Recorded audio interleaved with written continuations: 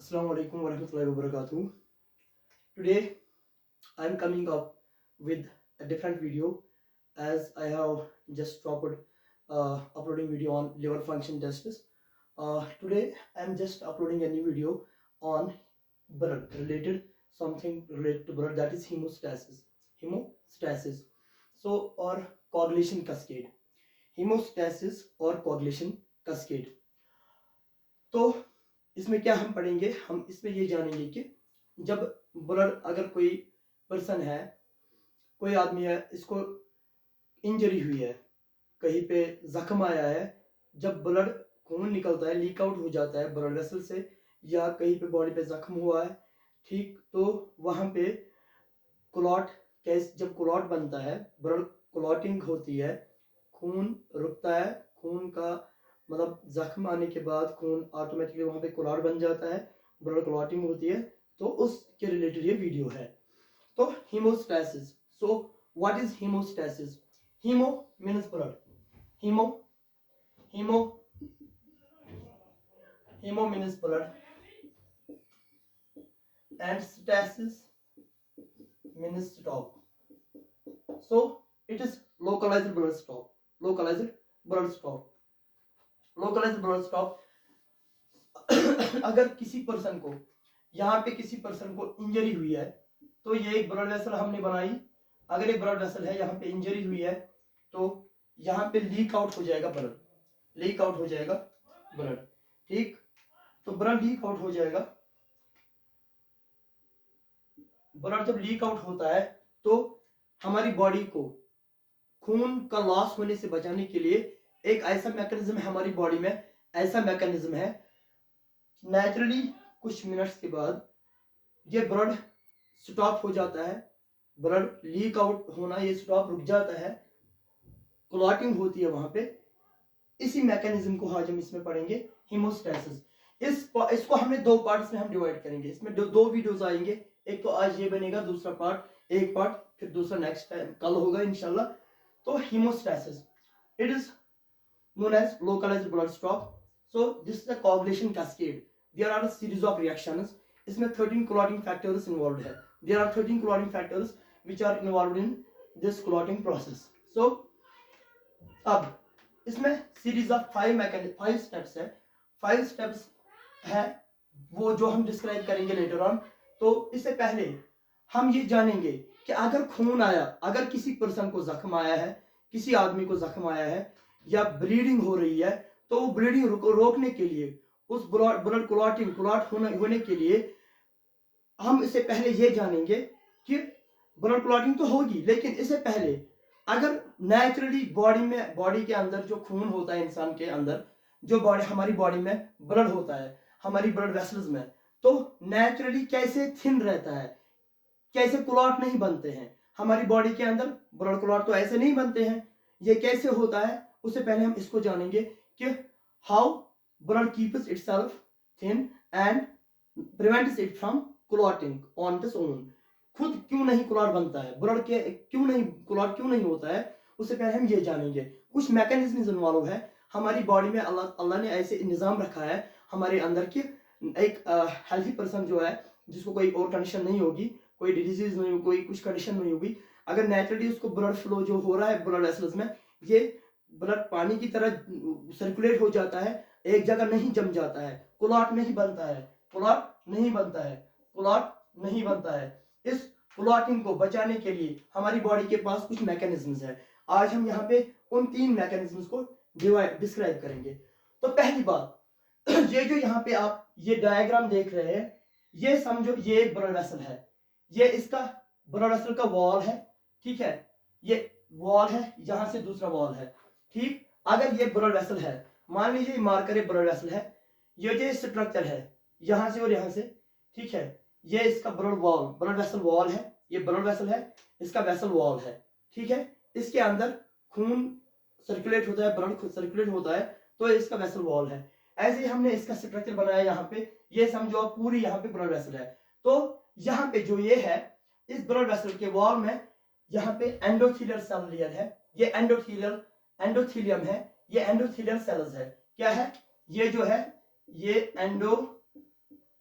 Endothelial cells है, endothelial cells है। ये भी यहाँ पे एंडोथीलियल सेल्स दूसरा लेयर है। एंडोथीलियल सेल के नीचे, एंडोथीलियल सेल के नीचे कुछ और स्ट्रक्चर्स मैंने यहाँ पे बनाए। ये अगर एंडोथीलियल सेल लेयर है, ये एंडोथीलियल सेल्स है। ये जो ब्लू कलर का यहाँ पे आप दिख रहे हो स्ट्रक्चर ऐसे, ये सब एंडोथीलियम, इसको सब एंडोथीलियल लेयर बोलते हैं। इस वाले को एंडोथीलियल लेयर के नीचे सब एंडोथीलियल लेयर, सब एंडोथीलियम, इसमें कनेक्टिव टिश्यू होते हैं। ठीक है, ये कनेक्टिव टिश्यू है। ठीक है, कोलेजन, यहाँ पे ब्लू कलर का जो मैंने बनाया ये कनेक्टिव टिश्यू है, इसमें कोलेजन है। यहाँ पे ये जो ब्लैक कलर का यहाँ पे मैंने बनाया ये है स्मूथ मसल, ये है कोलेजन, ये ब्लू कलर का कोलेजन, ये है smooth muscle, smooth muscle, smooth muscle. ठीक है, ये जो ब्लू कलर का है यहाँ पे ये है कोलेजन, कोलेजन। और ये जो है ये रेड कलर का ये है नोसिसेप्टर, नोसिसेप्टर्स, नोसिसेप्टर्स यहाँ पे ये मैंने बनाए नोसिसेप्टर्स। ठीक है, नोसिसेप्टर्स, नोसिसेप्टर। तो अब जो ये एंडोथेलियल सेल है, ये एंडोथेलियल सेल क्या काम करती है? तीन मैकेनिज्म्स क्या है जो ब्लड को प्रिवेंट करते हैं फ्रॉम क्लॉटिंग। क्लॉट नहीं बन रहा है, ब्लड नेचुरली थिन रहता है, अनडिजायरेबल क्लॉट नहीं बनता है। तो ये जो एंडोथेलियल सेल है यहाँ पे ये रिलीज करती है कुछ सबस्टेंस, कुछ मॉलिक्यूल्स यहाँ पे रिलीज करती है, सिक्रेट करती है। It secretes certain substances like nitric oxide, nitric oxide, nitric oxide and PgI2, PgI2, PgI2 का दूसरा नाम यहाँ पे ब्रैकेट में बोलूंगा, लिखूंगा इसको, प्रोस्टासाइक्लिन है। ये प्रोस्टासाइक्लिन, प्रोस्टासाइक्लिन, प्रोस्टासाइक्लिन, PgI2 या इसको हम बोलते हैं प्रोस्टासाइक्लिन और नाइट्रिक ऑक्साइड, और नाइट्रिक ऑक्साइड। तो ये है नाइट्रिक ऑक्साइड, ये है PgI2, प्रोस्टासाइक्लिन। ठीक है, यहाँ पे मैं ये एंडोथेलियल सेल्स, ये आपको पता ही है, ये इरेज करूंगा स्पेस बचाने के लिए। तो एंडोथेलियल सेल जो है यहाँ पे सिक्रेट कर रहे हैं टू सबस्टेंसेस, टू केमिकल्स, एक है नाइट्रिक ऑक्साइड, दूसरा है PgI2 या प्रोस्टासाइक्लिन। तो what is the purpose of these two substances? अगर एंडोथेलियल सेल ने रिलीज किए, ये सिक्रेट किए, तो इनका पर्पस क्या है? ठीक है, इनका पर्पस ये है, इनका काम ये है कि हमारे ब्लड में, जो हमारा ब्लड वो बना होता है दो पार्ट्स का। हमारा ब्लड क्या है? इसमें प्लाज्मा, हमारे ब्लड में प्लाज्मा होता है। ब्लड किसे बना होता है? ब्लड में दो कंपोनेंट्स होते हैं, एक तो प्लाज्मा, दूसरा formed elements, formed elements, formed elements. Blood एक तो प्लाज्मा, दूसरा फॉर्म्ड एलिमेंट्स। फॉर्म्ड एलिमेंट्स में एक तो आरबीसीज, आरबीसीज, ठीक, डब्ल्यूबीसीज, डब्ल्यूबीसीज में जैसे 5 टाइप्स है, न्यूट्रोफिल्स, इस्नोफिल्स, बेसोफिल्स, मोनोसाइट्स। ठीक है, इस्नोफिल्स, न्यूट्रोफिल्स, बेसोफिल्स, मोनोसाइट्स, न्यूट्रोफिल्स। ठीक, और क्या है? प्लेटलेट्स, प्लेटलेट्स, सॉरी यहाँ पे एल है, प्लेटलेट्स। तो जो यहाँ पे हमें जिस पे ध्यान देना है, यहाँ पे हमें जो चाहिए वो है प्लेटलेट्स। ठीक है, जो ब्लड क्लॉटिंग में मदद करते हैं, जिसकी वजह से ब्लड क्लॉटिंग होती है, ये अहम रोल करते हैं ब्लड क्लॉटिंग में। तो ब्लड हमारा नेचुरली क्या है? इसमें प्लाज्मा है और फॉर्म्ड एलिमेंट्स है। फॉर्म्ड एलिमेंट्स में आरबीसी, डब्ल्यूबीसी, प्लेटलेट्स। तो यहाँ पे हम प्लेटलेट्स का जिक्र करेंगे। क्या है कि ये जो यहाँ पे टाइनी, ये मैंने टाइनी स्ट्रक्चर्स बनाए, ये टाइनी स्ट्रक्चर्स है, टाइनी माइक्रोस्कोपिक फ्रैगमेंट्स, टाइनी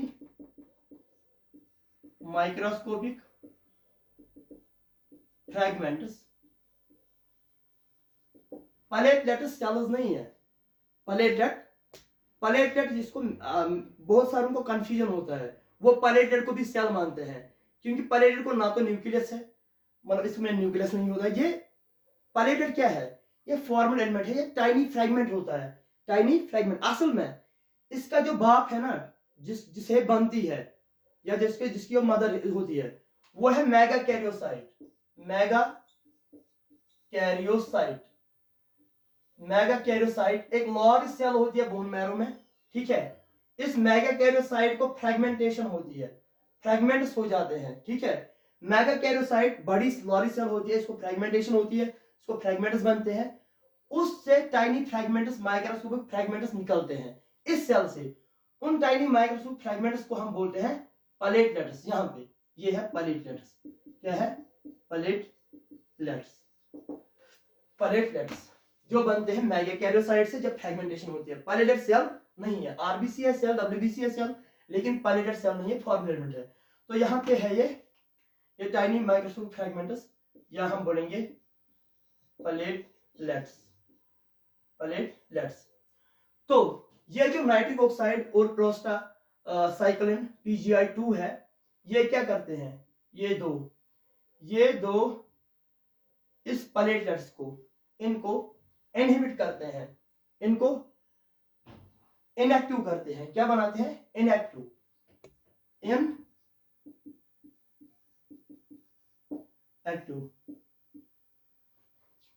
ये जो नाइट्रिक ऑक्साइड और प्रोस्टासाइक्लिन या PgI2 ये प्लेटलेट को इनएक्टिव बनाते हैं, ठीक है, इनएक्टिवेट करते हैं, इनएक्टिव बनाते हैं और प्रिवेंट करते हैं इन प्लेटलेट्स को एंडोथेलियल के साथ बाइंड होने से, इनको प्रिवेंट करते हैं। ये है एक मैकेनिज्म, क्या है, ये है वन मैकेनिज्म, ठीक।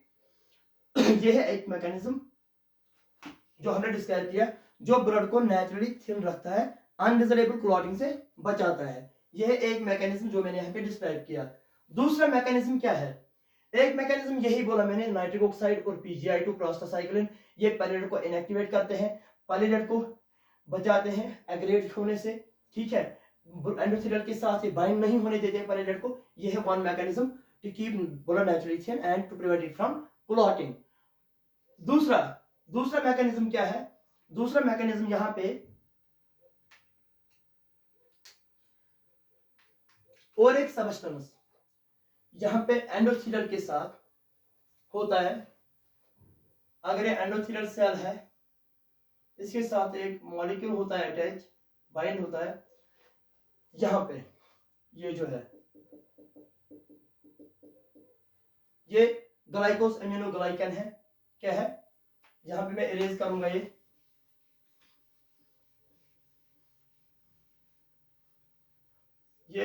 ग्लाइकोस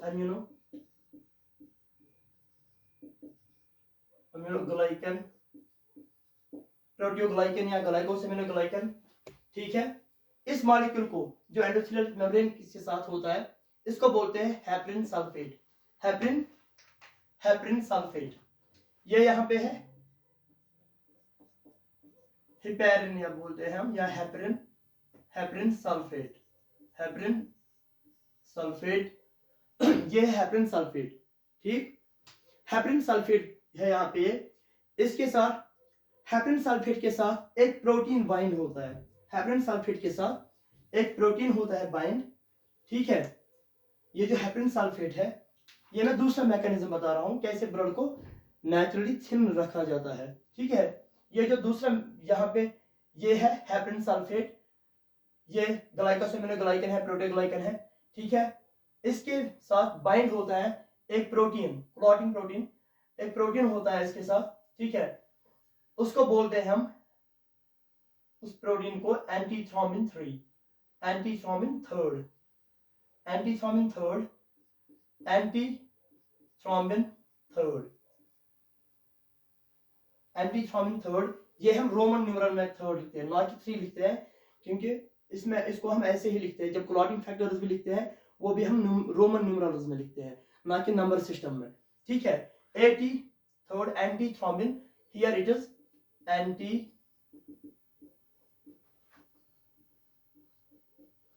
एंटीथ्रोम्बिन थर्ड। क्या बोला हमने, एंडोथेलियल सेल के साथ एक मॉलिक्यूल अटैच होता है जिसको बोलते हैं heparin sulphate, heparin sulphate. Heparin sulphate क्या है, हेपरिन सल्फेट ये है natural anticoagulant, natural anticoagulant, natural anticoagulant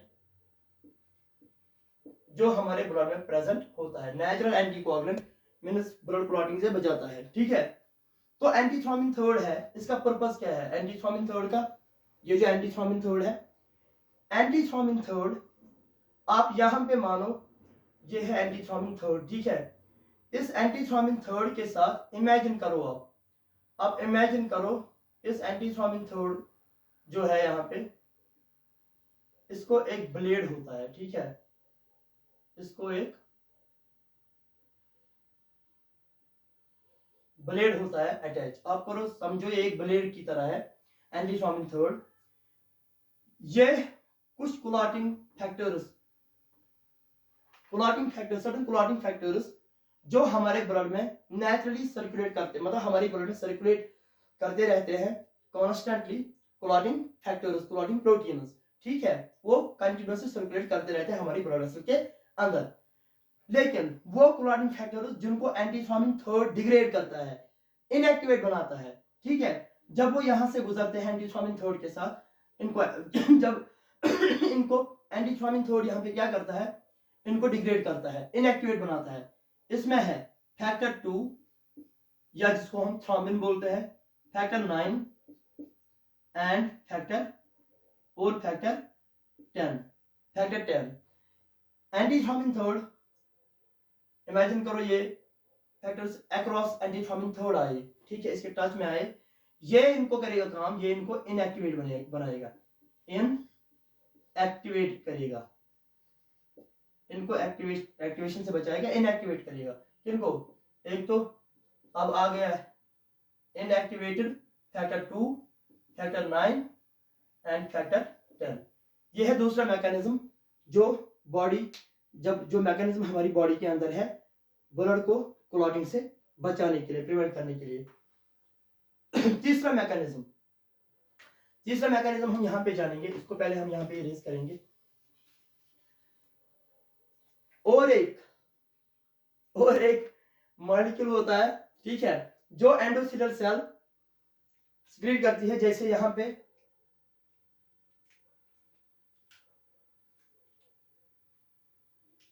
थ्रोम्बोमोड्यूलिन या मॉड्यूलिन, ये यहां पे है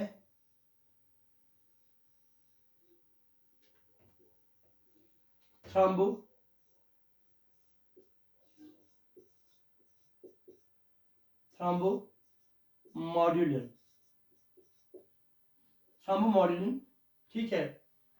थ्रोम्बोमोड्यूलिन एक प्रोटीन होता है जो मॉलिक्यूल जो यहाँ पे एंडोथेलियल सेल के साथ अटैच होता है, ठीक है।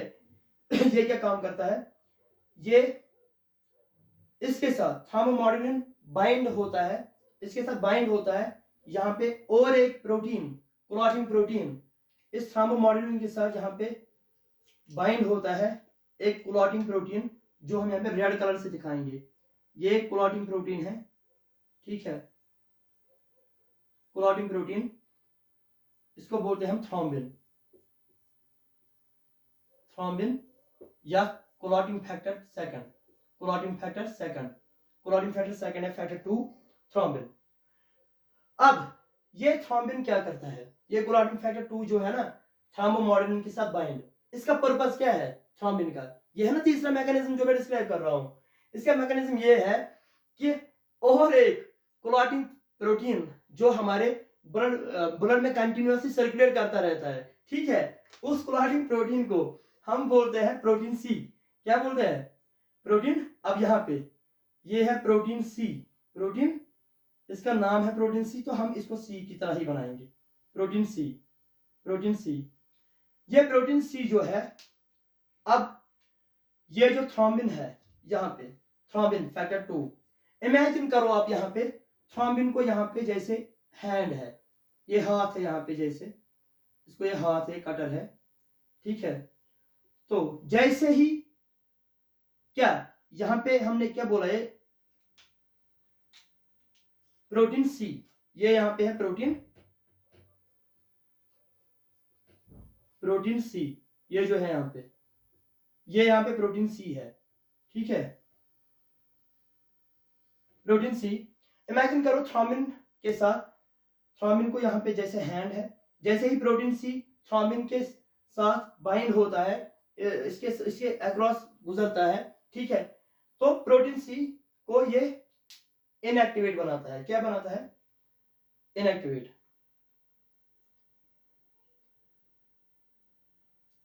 आई एम सॉरी, ये प्रोटीन सी को एक्टिवेट करता है, ठीक है। तो प्रोटीन सी यहाँ पे activated protein C, activated protein protein C. अब एक्टिवेटेड प्रोटीन सी, इसका पर्पस क्या है? प्रोटीन सी जब थ्रोम्बिन के साथ बाइंड हुआ तो एक्टिवेट हुआ। इसका काम क्या है प्रोटीन सी का? प्रोटीन सी क्या काम करता है? ये फैक्टर 5 और फैक्टर 8 को डिग्रेड करता है। क्या करता है? इनको डिग्रेड करता है। फैक्टर 5 और फैक्टर इसको डिग्रेड करता है। क्या करता है? डिग्रेड या इनएक्टिवेट करता है। इनएक्टिवेट करता है। ये है तीसरा मैकेनिज्म जो हमने, ये 3 मैकेनिज्म्स है जो हमारी बॉडी को, हमारे बॉडी में जो ब्लड है उसको नेचुरली थिन रखते हैं और ब्लड को प्रिवेंट करते हैं from undesirable clotting. Undesirable clotting. तो अब हमने डिस्क्राइब किए। तो जो 5 स्टेप्स है ये हमने इससे पहले किया था, क्लॉटिंग से पहले, कोआगुलेशन कास्केड से पहले। ये हमने पहले डिस्क्राइब किया है कि ब्लड या खून हमारी नसों में कैसे पानी की तरह रहता है, जम नहीं जाता है, क्लॉट नहीं हो जाता है। ये 3 मैकेनिज्म हमने उस लिए डिफाइन किए थे, डिस्क्राइब किए थे उससे पहले। अब जो ब्लड कोआगुलेशन है, असल में जो हीमोस्टैसिस है, इसमें सीरीज ऑफ 5 स्टेप्स है। Sequence of, it is a sequence of 5 steps. इसमें 5 steps sequence, it is a sequence of 5 steps, 5 processes इसमें होते हैं, ठीक है। इसमें हम पहली उन प्रोसेस को आज डिस्क्राइब करेंगे, नेक्स्ट वीडियो में इंशाल्लाह उनको डिस्क्राइब करेंगे, उनको पढ़ेंगे। तो 5 सीक्वेंस ऑफ स्टेप्स जो है, नंबर 1 उसमें है वेस्क्यूलर स्पाज्म। वेस्क्यूलर स्पाज्म अभी इनको डिस्क्राइब नहीं करेंगे, बहुत टाइम लगेगा, ये नेक्स्ट वीडियो में इंशाल्लाह डिस्क्राइब होंगे। वेस्क्यूलर स्पाज्म डिस्कस होंगे नेक्स्ट वीडियो में। दूसरा है, एक है वेस्क्यूलर स्पाज्म, ठीक है। दूसरा है platelet plug formation. Platelet plug, ये जो 5 सीक्वेंस ऑफ स्टेप्स है जो ब्लड कोआगुलेशन में कैस्केड में होते हैं। Vascular spasm, platelet plug formation, तीसरा है coagulation. Coagulation, vascular spasm, platelet plug formation, coagulation, और चौथा clot retraction. Clot retraction and repair. Clot retraction and repair. Fifth fibrinolysis. तो ये 5 सीक्वेंस ऑफ इवेंट्स है जो ब्लड कोआगुलेशन में, ब्लड क्लॉटिंग प्रोसेस में होते हैं। पहला vascular spasm, platelet plug formation, coagulation, clot retraction and repair, फाइब्रिनोलाइसिस।